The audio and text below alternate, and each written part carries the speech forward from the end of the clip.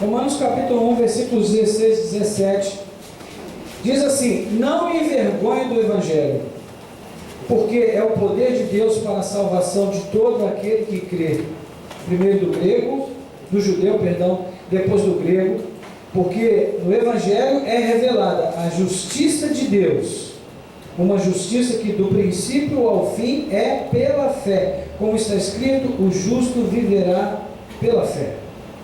Amém. Vamos orar. Nosso Deus e Pai, somos gratos a Ti pela leitura da Tua santa palavra, Senhor. Nós Te bendizemos porque no Evangelho nós encontramos a justiça que o Senhor opera, que o Senhor realiza. É a justiça verdadeira, perfeita, real, reta justiça, que nos alcança pela Tua misericórdia e a Tua bondade. Nós de nós mesmos não somos justos e nem poderemos ser em nenhuma circunstância, em nenhum momento, em nenhum tempo, mas o Senhor declara que somos justos por meio de Cristo Jesus, aquele que justifica aquele que crê. Louvado seja o Teu nome por essa grande obra que o Senhor tem feito na história, no tempo e no espaço, invadindo com a eternidade a história dos homens e trazendo a luz e o entendimento para aqueles que jaziam na sombra da morte e nas trevas. Nós Te louvamos pelo que o Senhor tem feito e pelo que o Senhor ainda fará, como resultado dessa revelação maravilhosa do Evangelho, trazendo Cristo Jesus ao mundo para dar vida e vida em abundância àquele que nele crê. Bendito seja o Teu nome. Nós Te adoramos, nós Te bendizemos e pedimos agora que o Senhor abra a luz, o entendimento, Senhor, as nossas mentes, ilumine o nosso íntimo, o nosso coração, a nossa alma, para que a Tua palavra penetre ali no recôndito mais, ó Deus, profundo de cada um de nós e possa cumprir todo o propósito para o qual o Senhor a ordenou nessa noite, em nome de Jesus. Amém e amém. Os irmãos e irmãs podem se sentar. Como nós já vimos em outros momentos, irmãos, a palavra advento é uma palavra de origem latina que significa vinda ou espera, ou mesmo expectativa, e a ideia é de preparação para a chegada do Messias Jesus. Quando Simeão recebeu o menino Jesus nos braços, ele fez uma declaração surpreendente, disse para Deus em oração: Senhor, agora despede o Teu servo, porque os meus olhos já viram a Tua glória, a esperança de Israel. Ou seja, tudo que eu queria ver na vida eu acabo de ver, então não me importa se agora o Senhor quiser me levar, já estou satisfeito por ter visto o Messias, não é? Então, o advento é a ideia da preparação para a chegada desse Messias, a expectativa, e nós ainda de certa maneira celebramos o advento, porque embora já tenhamos recebido o Messias do ponto de vista objetivo, efetivo, nós estamos aguardando o segundo advento, a segunda vinda de Cristo ao mundo, quando Ele virá em glória para levar o seu povo, para receber a sua igreja, para fazer com que aquilo que ainda falta se cumprir das Escrituras se cumpra plenamente por causa da manifestação da sua glória neste mundo. E a Bíblia diz que todo olho o verá. Então, de certa maneira, nós ainda estamos vivendo o advento e o viveremos até o fim dos tempos, mas nesse período litúrgico nós separamos esse tempo para meditarmos acerca da importância do advento, da importância da vinda de Cristo ao mundo, de refletirmos sobre alguns aspectos que têm sido abandonados ou esquecidos por conta do consumismo do nosso tempo, que transforma o Natal em apenas mais uma festa para se consumir produtos e bens que devem ser consumidos em grande quantidade para alimentar, né, a sempre insaciável fome de lucro do sistema que nós vivemos. Mas existem algumas coisas que são fundamentais e que precisamos refletir sobre elas. Nós temos três perguntas a título de introdução que vão nortear a nossa meditação nessa noite. A primeira pergunta é exatamente essa: qual deve ser o significado do advento para o mundo moderno? O que as pessoas precisam entender no nosso tempo acerca do advento, que elas não estão entendendo, ou parece que elas não querem entender. A segunda pergunta é: o Evangelho ainda tem relevância hoje em dia? A sensação que temos, pelo que ouvimos aqui e ali, às vezes de forma direta, às vezes de forma indireta, é que o Evangelho é uma mensagem ultrapassada, que o reino de Deus é algo que fala acerca de uma ideia retrógrada, conservadora, como muitos gostam de dizer, e que não tem mais relevância para o nosso mundo, não é? Então essa é uma pergunta importante. E a terceira pergunta é: por que tantas pessoas têm abandonado a fé sem um motivo justificável?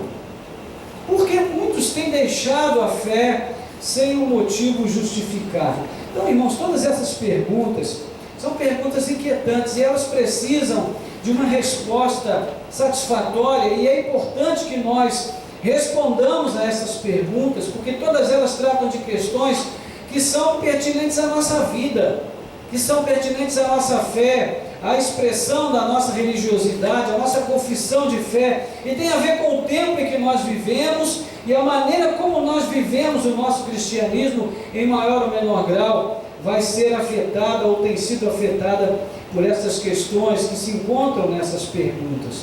E o nosso trabalho nessa noite, ele tem a ver justamente com isso, de buscar uma resposta para essas perguntas. E nessas respostas, o resultado desses questionamentos, é que deve traçar para nós certamente um quadro que seja claro o suficiente, que nos permita avaliar a nossa própria fé e também nos permita avaliar o quanto a vida de Jesus ao mundo importa para nós ainda. Porque a sensação que temos em muitos momentos é que, para muitos cristãos, e eu estou aqui envolvendo cristãos de todas as confissões, de todas as denominações, parece que a vinda de Jesus ao mundo já não tem muito sentido, em alguns casos nenhum sentido.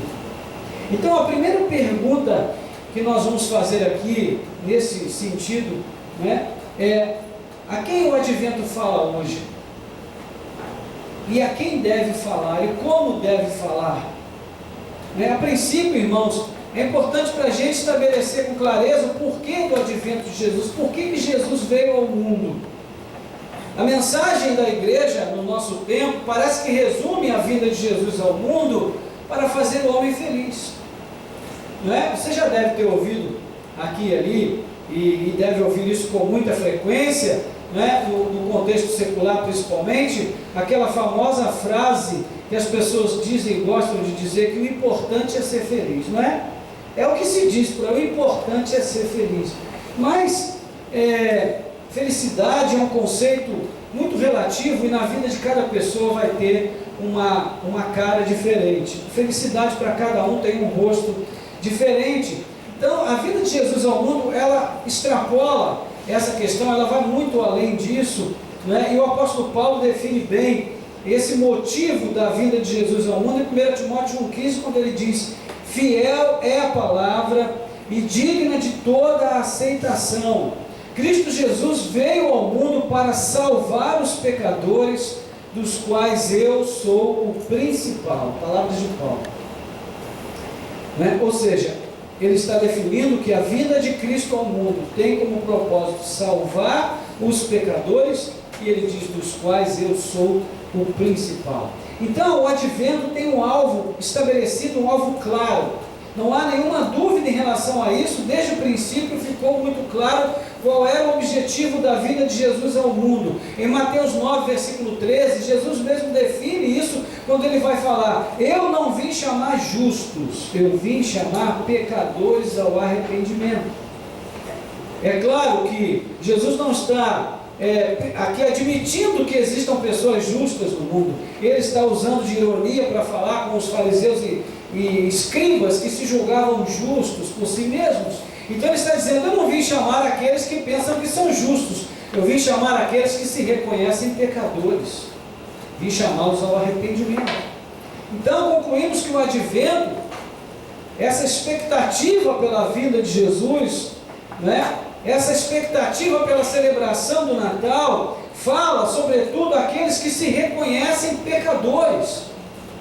que se reconhecem necessitados, transgressores da vontade de Deus, que é expressa em sua palavra. Não é? Então observe que no texto de Timóteo, o apóstolo Paulo ele vai fazer uma ressalva surpreendente até, e muito significativa, quando ele se reconhece não apenas como pecador, mas como o pior deles.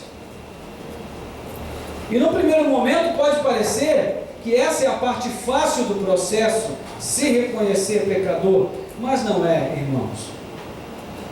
Porque todos nós temos muita facilidade de dizer, é claro que nós somos pecadores, mas será que lá no fundo, no íntimo de cada um de nós temos realmente essa facilidade para reconhecer que nós somos pecadores? Não é? Nós temos o hábito de estabelecer o pecado por categorias, e nós pensamos assim, bom, eu sou pecador, eu sou tão pecador quanto fulano, não é? Eu sou pecador, mas eu não sou um transgressor no nível de Beltrano.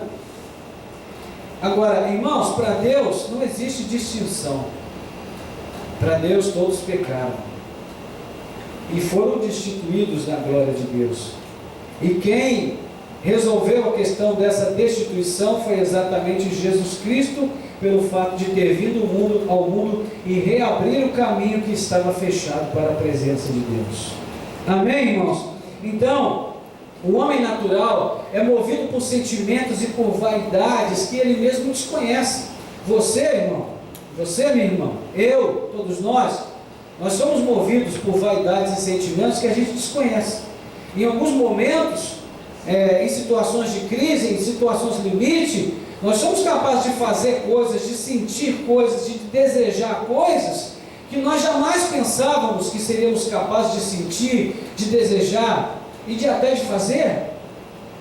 Somos surpreendidos. Ao mesmo tempo, o ser humano, o ser do homem é religioso desde sempre. Desde sempre. Não nos esqueçamos que o homem foi criado para um relacionamento com Deus, e isto permanece em seu coração como a essência do seu ser. Porque a imagem de Deus no homem, ela foi desfigurada, ela foi totalmente depravada, mas a essência daquilo que Deus colocou em nós, ela permanece e está sendo restaurada pela obra de Cristo e por meio do Espírito que habita em nós.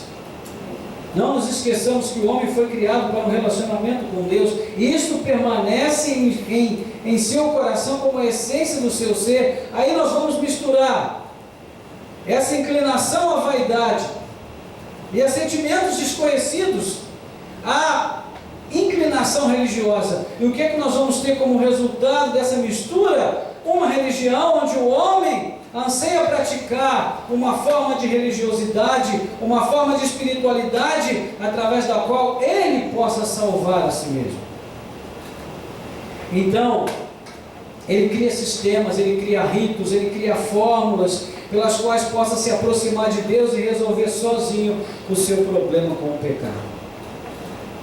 Então, nós temos promessas, nós temos velas, nós temos nirvanas, nós temos meditação, nós temos uma série de coisas que nós criamos para alcançar um nível de espiritualidade que possa nos fazer sentir em paz com a nossa consciência e satisfatoriamente resolvidos com Deus. E esse formalismo religioso, irmãos, onde começou? Começou no Éden, lá atrás, no primeiro homem e na primeira mulher, quando naquele momento bem primitivo da história humana, o homem conheceu a vontade de Deus, mas depois, movido por sua própria curiosidade e com o empurrãozinho da serpente, ele caiu por desobedecer à vontade de Deus revelada.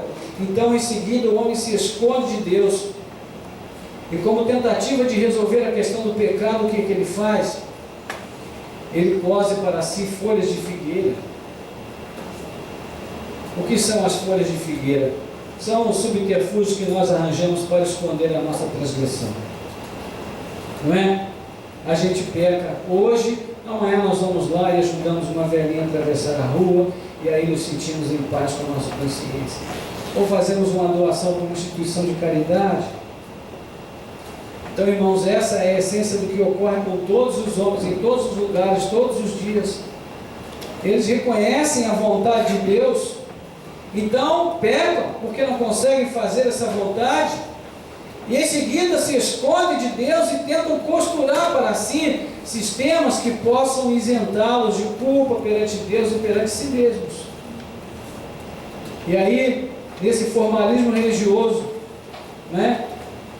nesse momento Deus, o que Deus vai fazer lá no Éden? Ele sacrifica um animal e faz a cobertura adequada para a nudez do homem.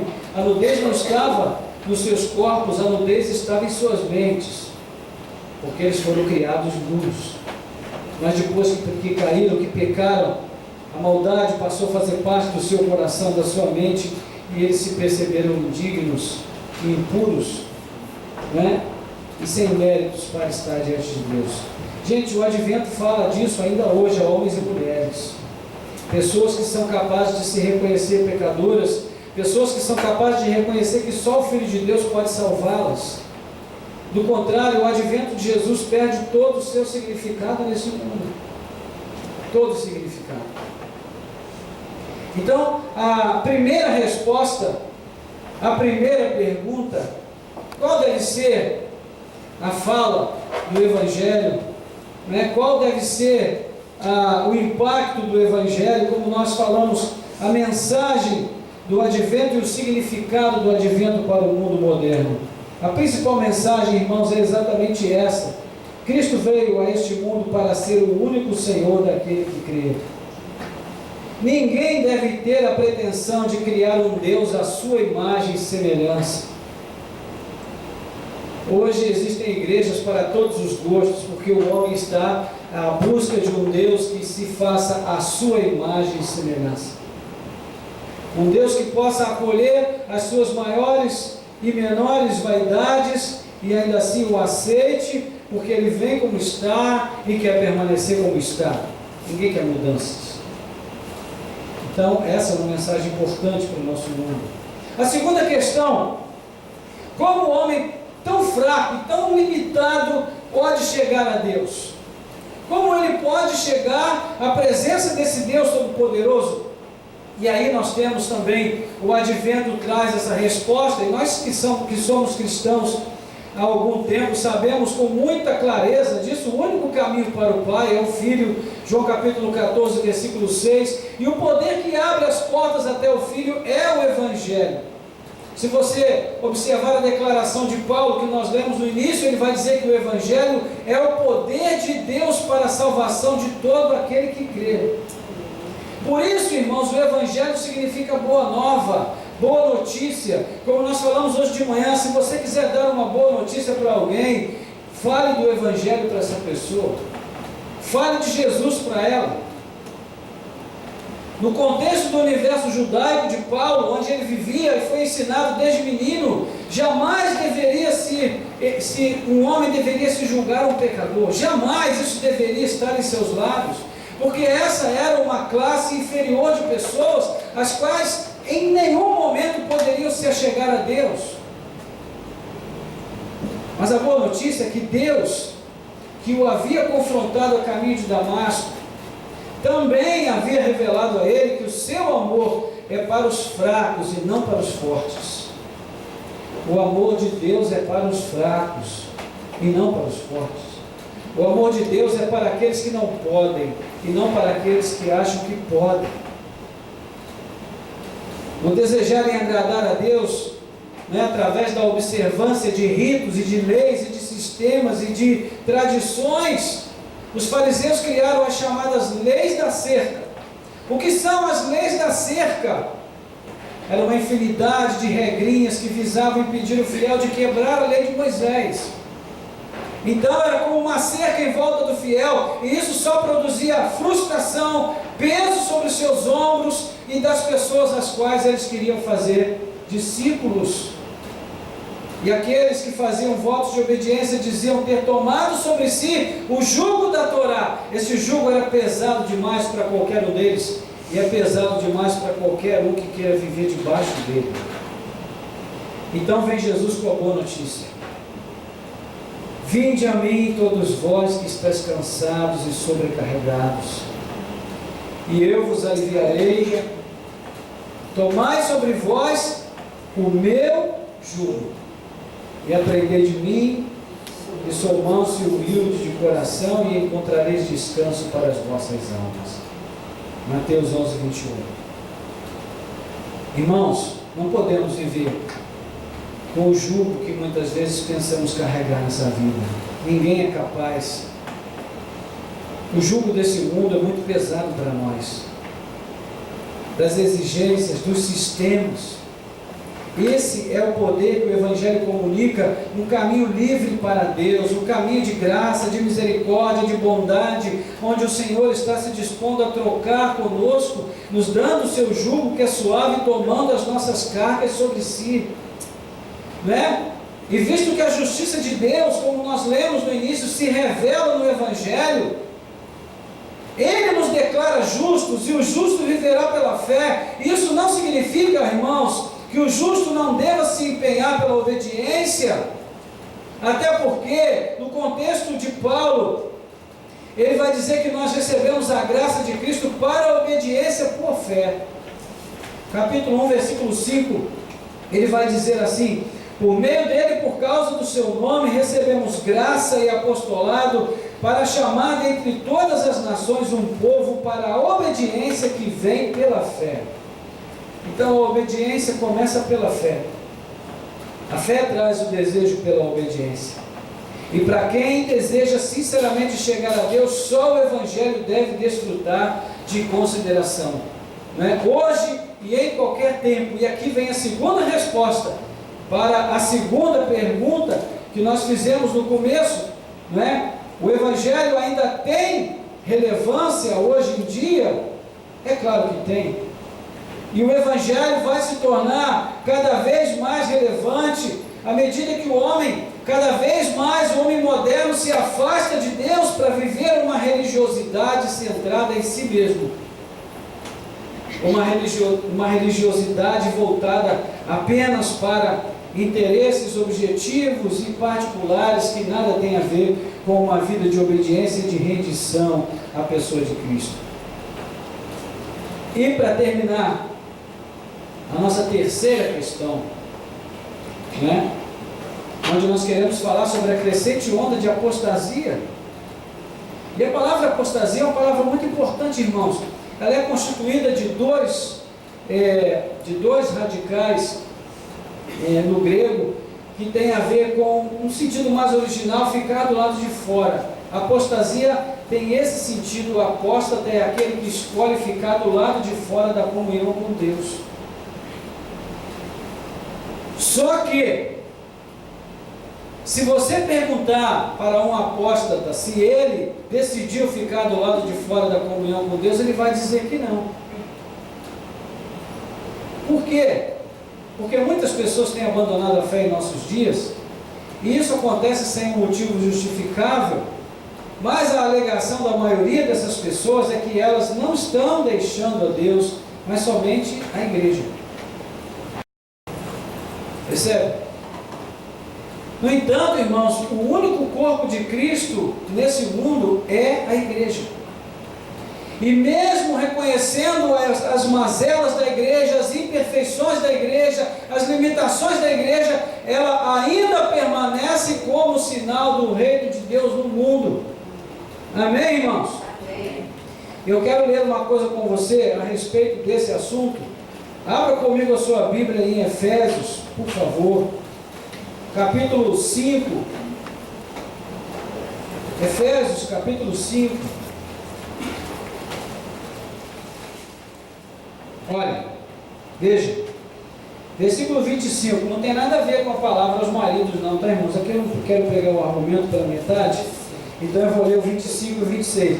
Maridos, ame cada um a sua mulher, assim como Cristo amou a igreja e entregou-se por ela, para santificá-la, tendo-a purificado pelo lavar da água mediante a palavra, e para apresentá-la a si mesmo, como igreja gloriosa, sem mancha, nem ruga, ou coisa semelhante, mas santa e inculpável.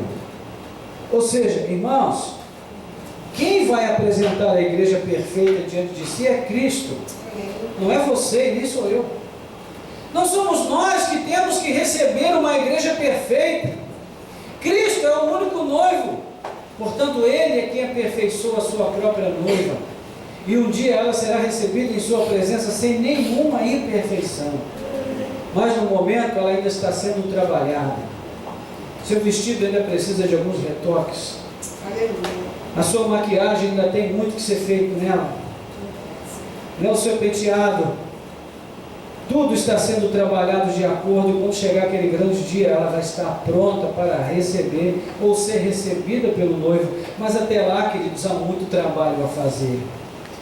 E nós, como parte desse corpo, precisamos, ao mesmo tempo, nos submeter à ação de Cristo para aperfeiçoar as nossas vidas e, ao mesmo tempo, contribuir para que a igreja seja aperfeiçoada. Quando você santifica a sua vida, você santifica a igreja. Quando você aperfeiçoa o seu caminho, você ajuda a aperfeiçoar o caminho da igreja. Tudo que nós fazemos na nossa vida íntima, como nós vimos hoje de manhã, a expressão da nossa fé pública está diretamente relacionada com a expressão da nossa fé no contexto privado. Antes de você orar em pé na praça, você precisa entrar no seu quarto e orar e falar com Deus. A vida pública da fé só tem valor e só tem significado e só é real e legítima se ela for antecedida por uma vida privada de comunhão com Deus. Então, dentro desse aspecto aí que nós estamos falando, essa alegação da maioria é uma alegação furada. No entanto, irmãos, ela está cada vez mais comum. É cada vez mais comum você ouvir isso de pessoas. Que conclusão chegamos então diante de tudo isso, irmãos? Em primeiro lugar, a palavra de Deus está se cumprindo. Jesus já falava sobre isso, Mateus 24, por se multiplicar a iniquidade, o amor de muitos se esfriará. 1 Timóteo capítulo 4, não é? No final dos tempos, muitos se acercarão de mestres, como sentindo comichando seus ouvidos, então se acercarão de mestres segundo as suas próprias concupiscências. Mestres que possam falar de acordo com a vaidade das suas almas. Em segundo lugar, irmãos, Deus está também permitindo que na vida dessas pessoas, e cada uma delas parece não ter entendido a diferença entre o amor de Deus e o amor humano, o amor deste mundo, parece que Deus tem permitido que elas vivam nesse engano, porque elas querem viver nesse engano. E para concluir essa nossa reflexão, eu quero deixar um pouquinho mais claro aqui a diferença entre o amor de Deus e o amor desse mundo. O amor de Deus não tem nada a ver com sertanejo universitário, e nem com declarações melosas e românticas. O romantismo tem o seu lugar, não é? A poesia, o verso, essas coisas são belíssimas, devem ter o seu lugar. Não na música que a gente tem ouvido hoje por aí, porque não há nada de poético, muito pelo contrário. Né? É muito mais a lamentar do que a celebrar, mas existe lugar para a verdadeira poesia, para o verdadeiro romantismo. Mas a palavra de Deus, irmãos, mostra que o amor de Deus, ele não está relacionado diretamente a essas coisas. Eu vou usar aqui uma definição do Malcolm Smith, onde ele vai dizer assim: olha, os gregos definiram o amor como Eros. Qual o significado de Eros? Para os gregos, o Eros tem o seguinte significado: desejo para mim mesmo o mais elevado, o melhor e o mais belo. Todas as regras e normas pelas quais o homem acredita agradar a Deus encontra a base em Eros. Para o homem decaído, Deus é o Eros mais perfeito. Assim, Deus quer perto de si as pessoas mais belas, mais capazes, mais inteligentes, ou seja, Ele quer perto de si apenas o melhor. Já ouviu isso por aí? Essa é a essência de todas as religiões fora de Cristo. Mesmo o cristianismo fora de Cristo, se é que essa definição tem alguma lógica. O que está por trás de Eros? O orgulho. O que está por trás de Eros? O Adão que se esconde na religião frívola. O fariseu que se esconde sob o jugo da Torá. Eros cria uma escada para Deus, e só quem puder galgar essa escada poderá se chegar a Ele. Fechando aqui a definição do mal com os livros. Agora, diferentemente de Eros, irmãos, a Bíblia foi buscar outra categoria para expressar o tipo de relacionamento de Deus com o homem, o ágape. Enquanto Eros se expressa a quem consegue subir mais alto, o ágape se oferece a quem desceu mais baixo. Olha aquele encontro de Jesus com a mulher adúltera, uma mulher que estava no fundo do poço, que estava às vésperas de ser executada pelo apedrejamento. E todos aqueles fariseus e saduceus e escribas que ali estavam em vias de apedrejá-la e que praticavam, né, essa vivência do Eros na sua expressão religiosa, foram afligidos pelas palavras de Jesus quando ele diz: quem não tem pecado, atire a primeira pedra. Então Jesus pegou aquela mulher que estava no fundo do poço, em vez de ser executada, de perder a sua vida, e deu uma nova vida a ela. Isso quer dizer que Jesus abona o pecado? Não. Isso quer dizer que Jesus ama o pecador. Porque logo depois ele diz para ela: vá e não peques mais. Ou seja, muda de vida. O ágape tem esse sentido. Ele chama, ele abraça, ele acolhe, mas ele lança para frente, não para trás. Ele não deixa aquele que é abraçado por ele, acolhido por ele, na mesma situação que vivia. Ele visa o progresso, o avanço, a melhoria, o soerguimento,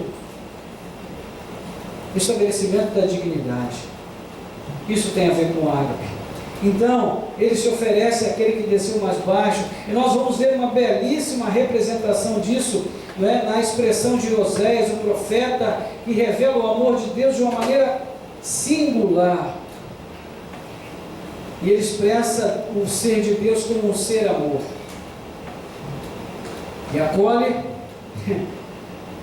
aquela que não deveria ser acolhida, e abraça aquela que não deveria ser abraçada, aquela que deveria ser condenada e punida.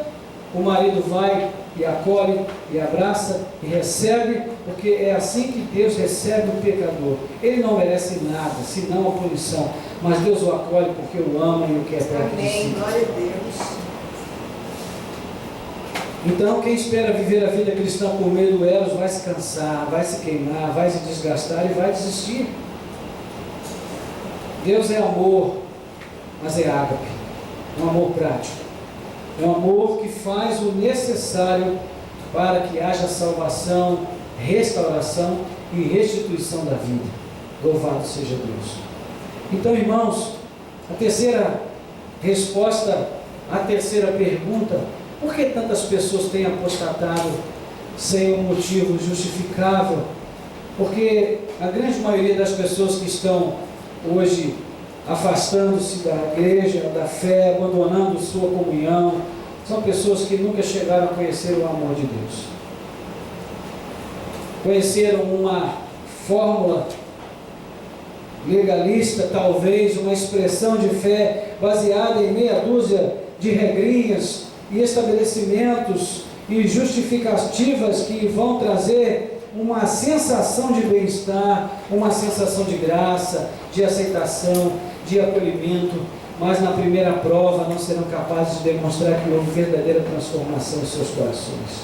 Irmãos, nós somos homens, vivemos no tempo e na história, somos submetidos a provas todos os dias, a testes todos os dias, e se não houver em nossos corações essa comunhão que o Cristo de Deus veio trazer ao mundo, não seremos capazes de suportar, de seguir em frente, de expressarmos a vida de Cristo realmente em nós. O Natal tem a ver com isso, com esse momento de reflexão. Como esse advento, essa expectativa desse advento deve transformar o meu coração, a minha alma, a minha mente, o meu ser, a minha vida, não como uma forma legalista de viver, mas como um desejo de agradar a esse Amém. Deus que já fez tudo. Amém.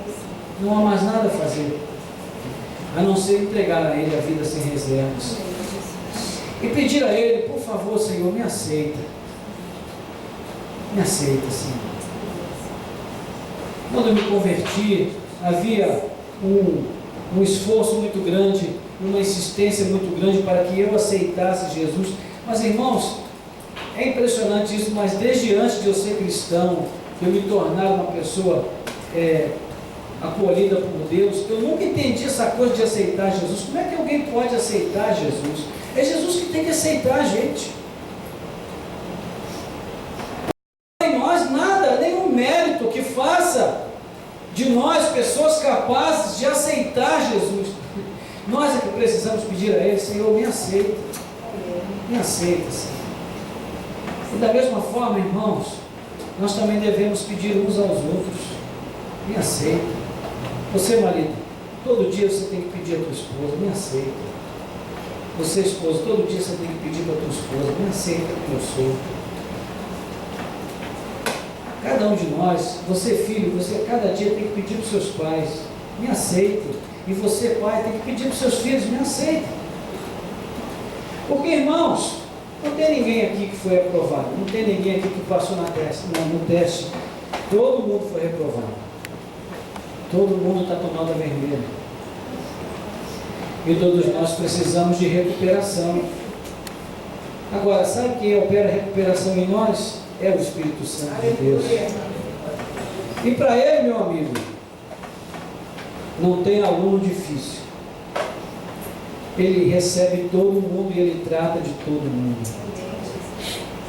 E a coisa interessante é que para Ele todos nós somos especiais. Para Ele não precisa criar uma classe de especiais, porque para Ele todos nós somos especiais, porque cada um tem as suas dificuldades, suas limitações, suas necessidades especiais, e Ele sabe tratar de cada um de nós com a sua especificidade, e Ele conhece o seu coração, sabe o que você precisa, então confia nele, entrega a Ele a sua vida sem reservas, e deixa Ele fazer de você aquilo que Deus quer que você seja, porque quando você ver o resultado, você vai ficar muito feliz. E você vai dizer, que bom que eu não atrapalhei, louvado seja Deus. Amém, irmãos? Amém. Fique de pé no seu lugar, vamos orar, vamos agradecer ao Senhor, mais uma vez, por ter enviado Jesus Cristo ao mundo. Louvado seja Deus. Diga para o seu vizinho aí, diga para o seu vizinho, por favor, arreie as suas cargas, deixe os seus fardos, não carregue o peso desnecessário sobre os seus ombros. Cada um de nós quer ser um Atlas, carregar o mundo nas costas, mas isso serve para a mitologia grega, mas não serve para nós, porque na vida real ninguém é capaz. Todos nós somos necessitados da misericórdia de Deus, da graça de Deus, do amor de Deus. É por isso que o Espírito Santo é dunamis. Dunamis. É um poder dinâmico, é uma força extraordinária que nós recebemos de Deus para podermos levar a nossa cruz todos os dias. Porque por nós mesmos, irmãos, não temos nenhum poder. Amém. Vamos orar. Senhor, nosso Deus e Pai, em nome de Jesus, nós queremos te exaltar nessa noite, queremos te bendizer. Deus querido, estamos nos aproximando do Natal e todos nós aqui estamos envolvidos com compras e presentes e coisas que nós vamos fazer, celebrações, encerramentos e festas. Mas, Senhor, por baixo de toda essa nuvem de celebração, de comemoração, de presentes, de tudo, existe uma vida real, Senhor. Existem necessidades, há pessoas desempregadas, Senhor, há pessoas que não estão recebendo seus salários, há pessoas que estão sem uma pátria, há pessoas que não têm um lar, há pessoas que não têm abrigo, há pessoas que não têm amor. Senhor, há tanta miséria nesse mundo, tanta necessidade, tanta desgraça.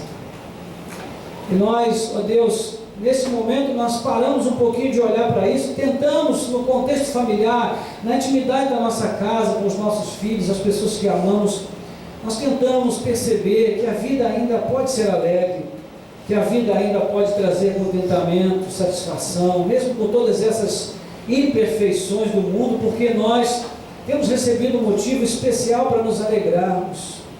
Nós temos a presença do Espírito de Deus em nós. E Ele comunica a vida de Cristo aos nossos corações. Então, para nós, Cristo está nascendo todos os dias em nossas vidas.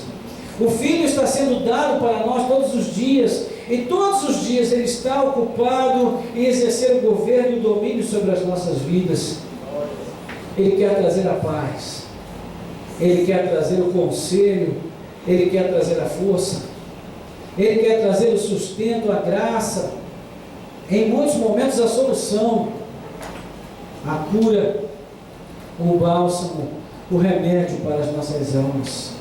Senhor, mas às vezes Ele encontra a porta do nosso coração fechada, porque há tantas inquietações, tantas preocupações, tantas perturbações, tantas informações, que a nossa mente está sobrecarregada.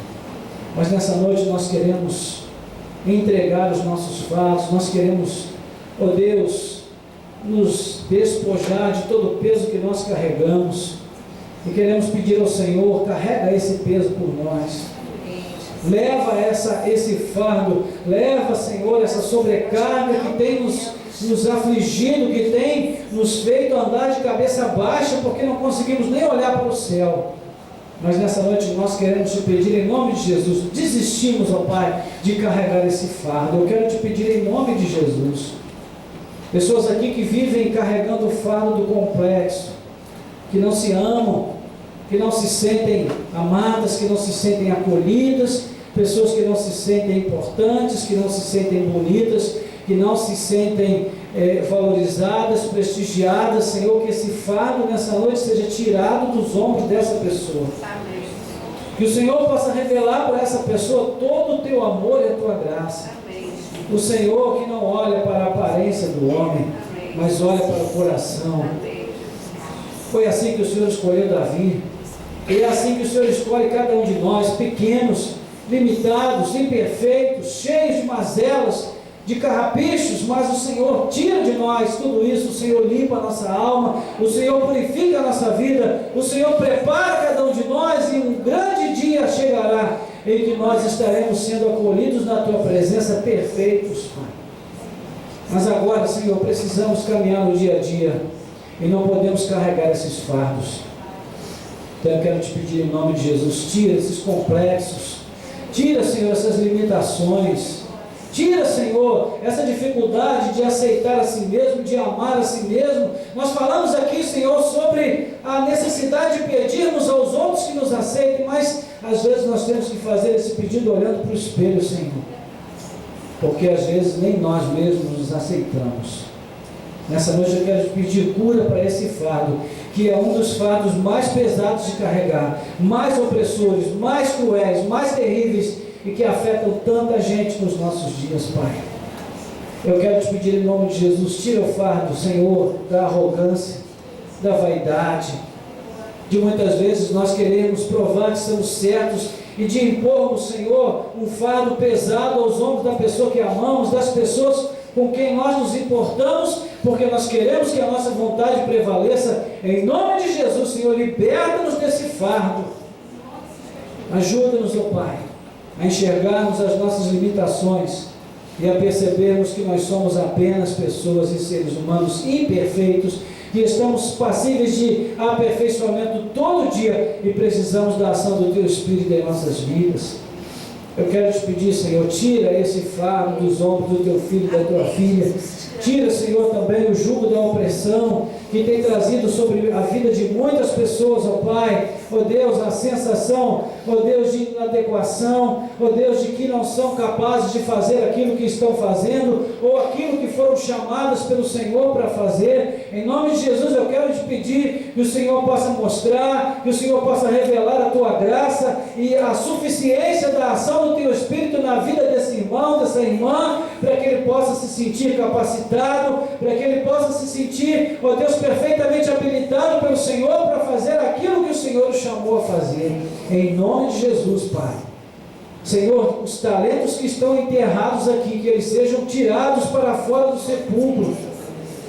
Que os valores que o Senhor tem colocado na vida de pessoas nessa igreja, ó Pai, que eles sejam postos em uso, que eles sejam polidos, que eles sejam trazidos à luz e que eles sejam exercidos na Tua presença, Pai.